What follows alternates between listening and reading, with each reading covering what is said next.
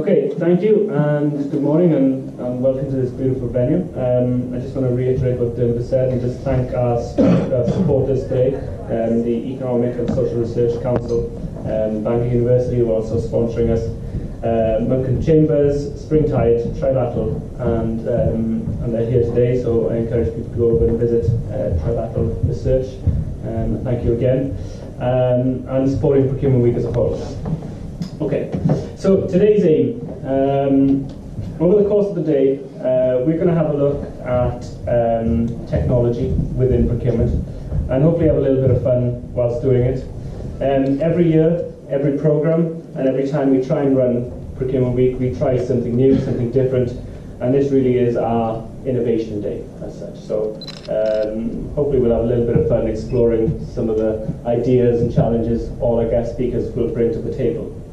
Now, during the course of the day, I obviously encourage you to be as vocal and as inquisitive as possible, and especially during the Q&A sessions. Do participate, do ask, as hopefully there's something new for all of us to learn. As Dem has already mentioned, we are going to explore things like procuring technology for the home, procuring transportation systems, and possibly automated workspaces, whatever that means in its context. Now, we're trying to think ahead 5 or 10 years to what we all might be buying, whether it's a public organisation or a private industry, what we could be buying as those industries moving forward over the next 5 to 10 years. So we're trying to think ahead a little bit based upon what we research at this moment in time. And in the middle of these sessions, we'll also have some keynotes where we're looking at technology through the ages, manufacturing and automotive supply chains, and of course the ICT standards that come along with public procurement and what should be considered.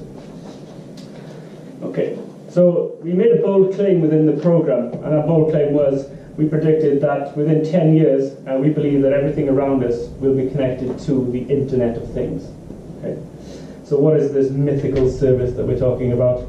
I know one of the guys yesterday touched upon the cloud technologies. And hopefully we'll cover that during the course of the day, and we'll give a little bit more information about that. But for me, the Internet of Things, whatever this terminology means, is simply an internetworking of devices, smartphones, electronics, software, sensors.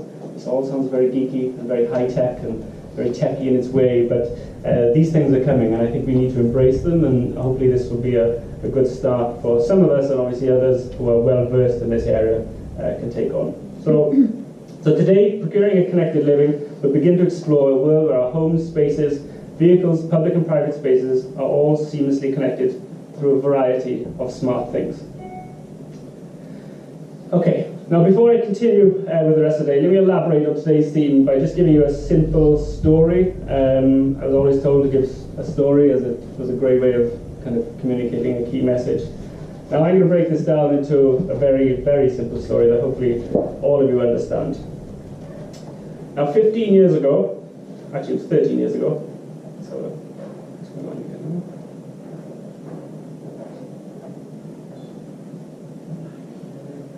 13 years ago, it was 15 I'm told, 13 years ago I built that. Okay? So I had to dig this out of my dissertation. This was my dissertation project at Swansea University. Yes, I was playing with Lego at 23 years of age. Okay? Now, that's £14,000 worth of tuition fees to play with Lego.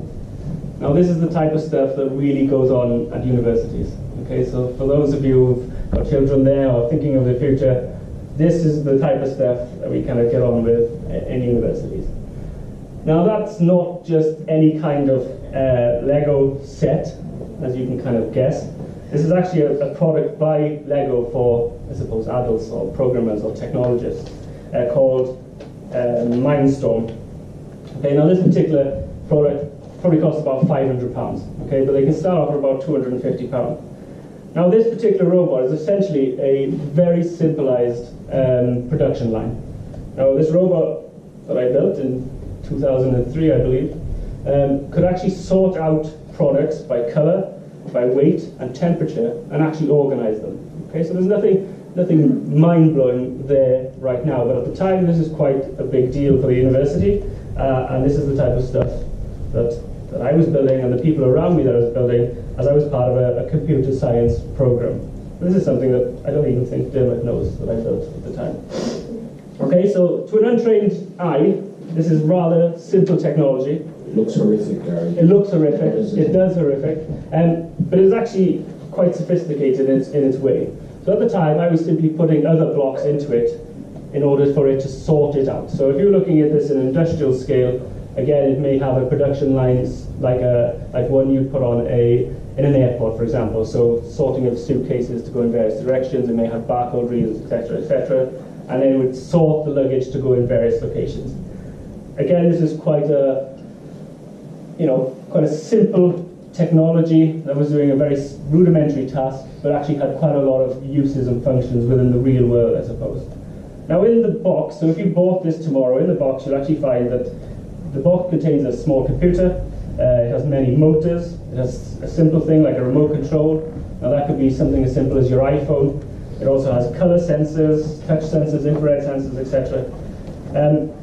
But those items alone could actually help you turn something quite simple, such as Lego, into a more innovative product that could do a variety of things. Okay. And moving forward, you'll have seen within the news, this might have been on your Christmas shopping list, things like this is the Dyson 360i. Now, for those who know or don't know, this is actually a vacuum cleaner that you can use in your home that actually will do a rudimentary task for you and actually carry out your vacuuming when you're at work, and it can be programmed to go around your home and pick up all the dust when you're not actually in location. Now again, to the untrained eye, this looks rather sophisticated, but actually if you dig beneath the extremely well-polished exterior, you'll actually just find that it's no more advanced than that simple Lego projection belt that I simply showed you just now. It's a handful of motors, it's a handful of sensors all working together to offer something different, to offer something new that people at home would be interested in buying. Next, smart cars. So this is Google's driverless car. So some of you might have seen this on the news or in the media. But again, some of you may think that's attractive. I'm not too sure about that, but again, if you just look at the labels that's being presented with there, things like sensors, the interior, the batteries, the computer that's doing it, and the particular shape that's being aerodynamic. But again, if you go back to the actual fundamentals of what this technology is, again, it is no different to the actual Legos that we talked about earlier, and is actually delivering a system or a service that is becoming more commonplace in the market and something that will come out in the near future. Another example is where this technology is being used in agriculture. So for example, the global population is expected to reach about 9 billion people by 2050. So this is the estimate that's being put out. Now in order for us to meet that as a society and as a nation, or as a world consumer, I suppose, enterprises or farm enterprises need to invest in technologies to allow their crops to yield more of whatever they're producing. Okay. Now, one of the technologies to use to do that is looking at robotics and artificial intelligence to manage the crops that we are growing. So, for example, in this particular example, this drone is actually being used to monitor crops, and there's various versions of this will actually spray it with fertilizer, pesticides, etc., etc. But by using this very simple motorized computer, I suppose, with a nice little camera on it, it can actually control it can actually help the farmers in this case produce more food so that we as a world can sustain our growth, I suppose.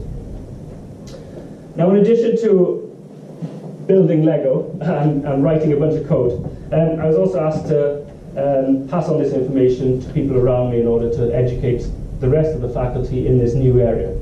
Now, this is something I did, and this is something I took on, and I believe the faculty is still taking this work into the next generation, I suppose. And I know they're doing a lot of work in this in Swansea University.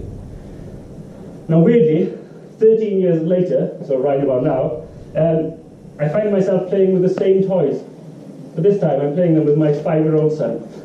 So just yesterday when I came into London, I had to go to the Lego store. This is standard, okay? So I dragged one of my colleagues along, Stephen, and I bought him obviously the latest Lego Batman set so that he can kind of play with that now over the next few weeks. So Daddy's got something to do, and I'm kind of back in the good books after this whole conference is finished. But on a serious note, the technologies that I was using 13 years ago in order to build that simple production line, he is actually using that same technologies in school today. So for example, over the next 12 months, he will be starting a program of programming computers and technology in order to take that into the real world. Now he's 5, okay? So again, if you're thinking in terms of generations of moving forward, this has gone from a man who was 23 to now to children between the age of 5 and possibly 8, who are now starting to think about these ideas coming into the real world. So I think this is a good time to actually look at this in terms of us as procurers, us as buyers, and us as suppliers actually meeting this demand.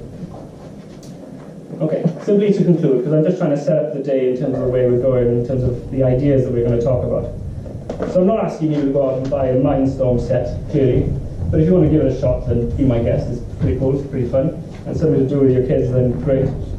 But I just think by addressing a bigger problem like the whole procuring and connected living, which I think is going to certainly reach mainstream within a few years, I think if you can break it down into manageable pieces, as in pieces that you can digest, such as Lego as being that simple technology, then I think you can actually look at that to address bigger and wider issues. You can take that simple technology, you can map it into the products that I showed you, and I could show you millions, and clearly through conversations that we'll have today, you could add to that conversation. But I believe as a runner, and as many of us runners in this room, that I just approach 1 mile at a time, whether I'm running a half marathon or a full marathon. It's that 1 mile at a time, and weirdly my brain tells me at mile 13 that I'm running downhill. Go figure, I don't know how that works, but somewhere along the line that tells me it makes sense. Now yesterday we got a whole load of quotes from Socrates and Gaucho and all the others, and I thought, oh, I'll throw in my own, why not? So I'm a big fan of America, as most of my colleagues will know, and I'm always looking for good quotes to come out of that area. But obviously this one captures it best for me. So the best way to predict your future is to create it. And I think through the course of these technologies and the course of what we're trying to achieve here today, is I think that together we can try and predict our future and raise these technologies up so that we can actually deliver something really exciting in the next few years, and something that we will all try to buy. Now during the course of the day, we're going to explore hopefully all the fundamental building blocks that our speakers will bring to the table to procure a connected living, and hopefully shape our economy in the months and years to come. So the next 7-8 hours, we will look at social care challenges, for example, supply chain challenges, software as a service, SaaS, some people who have maybe come across that, but also things like planes, trains, and automobiles. And we will look at these, we'll look at the impact of these on our society and what we'll be buying next. Now, I just want to finish by saying, I just want to let you know the importance of this theme, okay? So a report by Accenture, released just last year, estimated that artificial intelligence and robotics could contribute up to about 650 billion to the UK economy by 2035. Okay, so just take that in for a second. 654 billion. Ford has announced that it'll be investing no less than £1 billion over the next 5 years in an artificial intelligence company called Argo, which is just an offspring of Ford.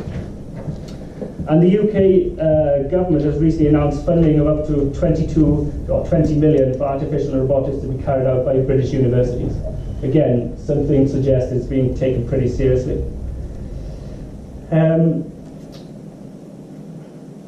So when the day is finished, I encourage you to take a look at the Smart Cities exhibition located on the ground floor. This really will give you additional ideas that maybe you can take back to your workplaces, etc.